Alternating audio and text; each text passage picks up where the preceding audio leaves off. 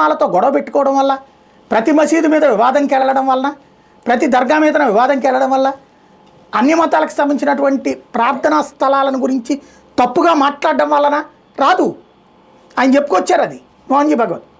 చైతన్య పడాల్సి హిందూ సమాజపు చైతన్యం అనేది అవతల వాళ్ళకి భయం కాకూడదు, భరోసా కావాలి.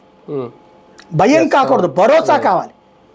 ఒక ఆఫ్ఘనిస్తాన్లో హిందువు భరోసాగా లేడు, పాకిస్తాన్లో హిందువు భరోసాగా లేడు, బంగ్లాదేశ్లో హిందువు భరోసాగా లేడు. దాన్ని తప్పుపడుతున్నాం మనం కూడా ఇంకొకటి భరోసా లేకుండా చేస్తే ఎట్లా?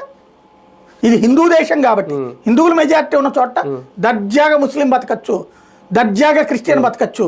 లెట్ దెమ్ లివ్, వాళ్ళ దోన వాళ్ళని హ్యాపీగా బతకని, వాళ్ళ ధర్మాలను వాళ్ళు కూడా హిందువులు దర్జాగా బతకనియాలి. అదే కదా అంటుంది. దాడులు, విగ్రహాల దాడులు ఎందుకు జరుగుతుంది? దాన్నే తప్పుపడుతుంది. వాటి దగ్గర నువ్వు ఫేస్ చేయి, మాట్లాడు.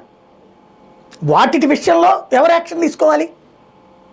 ప్రభుత్వం యాక్షన్ తీసుకోవాలి. తీసుకోకపోతే ప్రభుత్వం మీద ఒత్తిడి ఎవరు తేవాలి?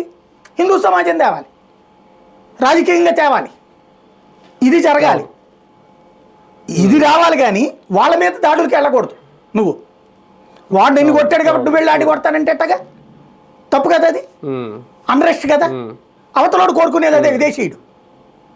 మనల్ని ఇంకో పాకిస్తాన్ కావద్దు, మనం బంగ్లాదేశ్ కావద్దు. మనం ఇంకొక పాయింట్ ఉంది, ఆయన చెప్పిన కీలకమైన పాయింట్.